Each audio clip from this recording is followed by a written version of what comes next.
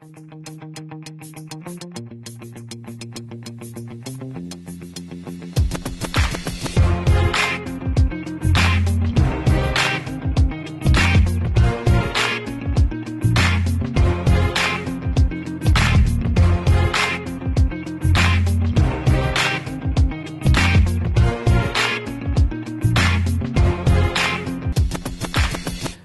and welcome to week 6 of the Irish Times Digital Challenge.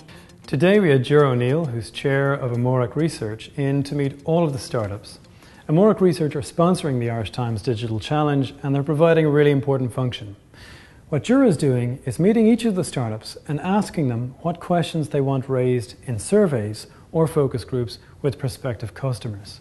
The second person who was in today was Johnny Harte. And Johnny is discussing with each of the startups what their internal financial problems are and what their pricing points are.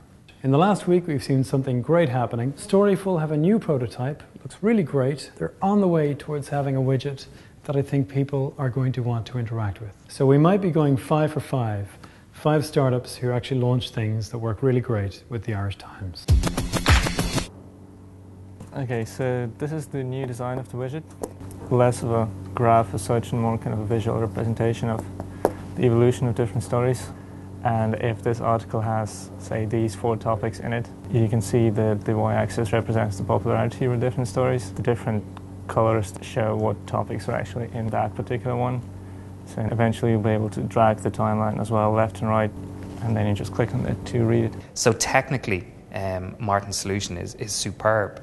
So he's mining a huge amount of data in the archives to be able to link stories together so that you can start at one end of a story and link through time all different elements of that story or that topic.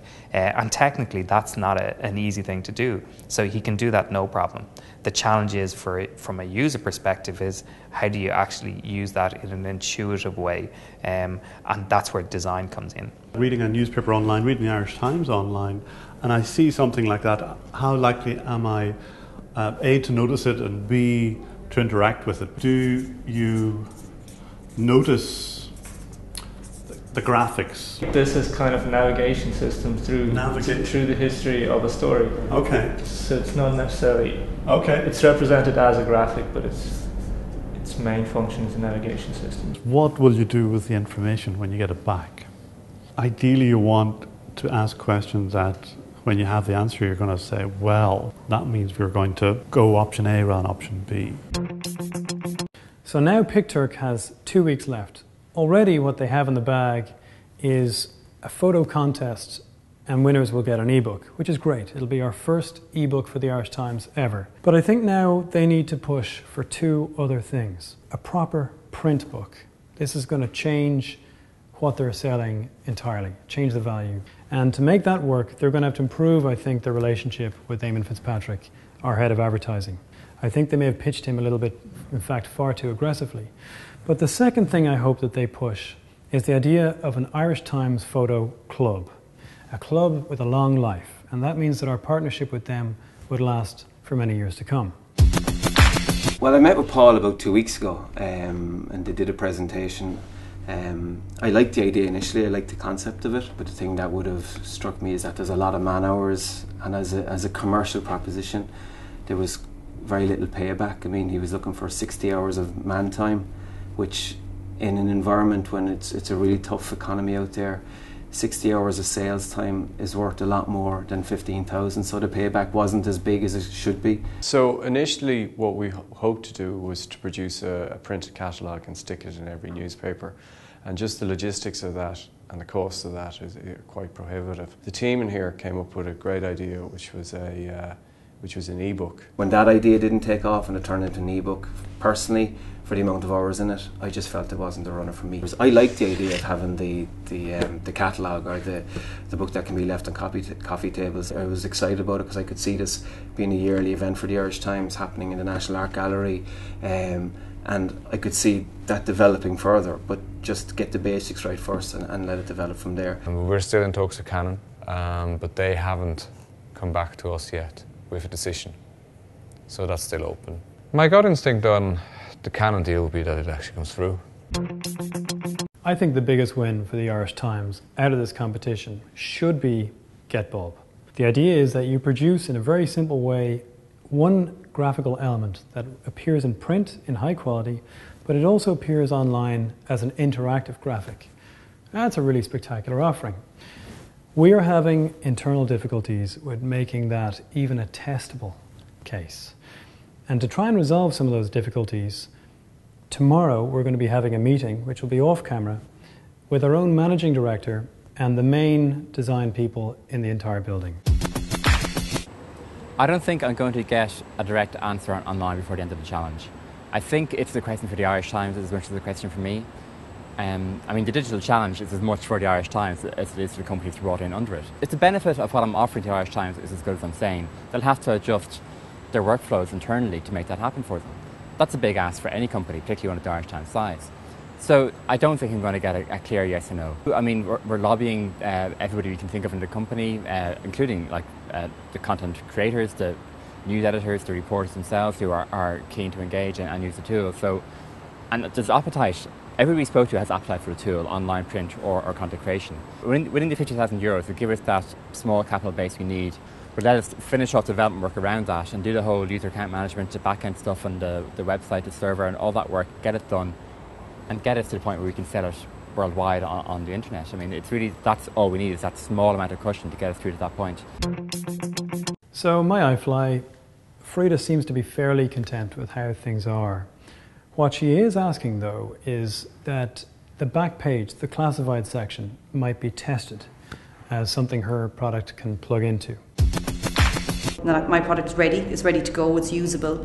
So if somebody has an opportunity to use it tomorrow, we can run with it. So it's a matter of getting it in front of those people who can make those decisions and actually say, yes, we'll be interested in running this.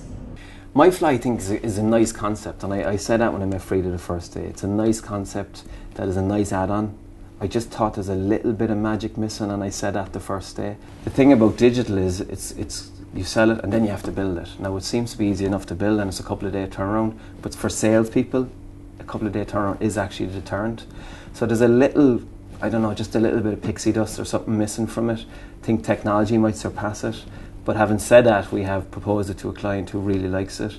But I think it'll be an occasional sell rather than an everyday sell. So if I'm interested in a particular retailer that has a sale on, so if I wanted to see at that point in time what offers they had in particular, or were they going to show me some items that they had on, and I could use my phone there and then to give them quality information, would they want to do that? There's a question around interest in an Irish Times app to read the ads. One of the things I really feel strongly about is that information has to look right, has to be readable. There's no point in asking somebody to scan something and landing on a homepage of a standard website that you can't read, because then you're just frustrating the reader. So what you need to do is deliver good content, and that's what I've made easy with MyiFli. So Rob Murphy of Knockon is in a pretty strong position. We have yet to see whether a major sponsor bites on what he's doing, but the prospects are very positive. Just getting this big brand sponsor now, so waiting for a meeting. Was hoping to set it up early this week, so it looks like that's going to happen, although I'm not completely clear on when it's going to be yet. So speaking to him in advertising, and yeah, he thinks we're going to line it up in the next couple of days. Knockon, fantastic idea, fantastic guy. I think he's got a great idea, and he's got something that nobody else has. He's got an audience, and he's got an audience that we should be buying into. He's got an audience that are fanatics about sport. He is a very passionate guy. Left to his devices, he'd make it work. People want to buy an audience. He has an audience. The Irish Times actually could buy that and bolt it onto our website because it's a winner.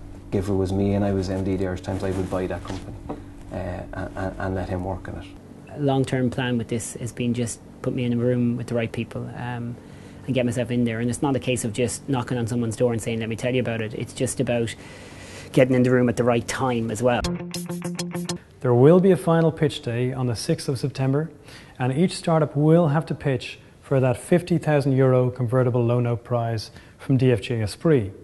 So for the next 2 weeks, they have to figure out how to convince the jury, and that jury is former entrepreneurs, current startup people who've done pretty well, and venture capitalists themselves, and they have to be convinced that these startups are making a major impact on reader experience and have a great revenue potential for us at the Irish Times.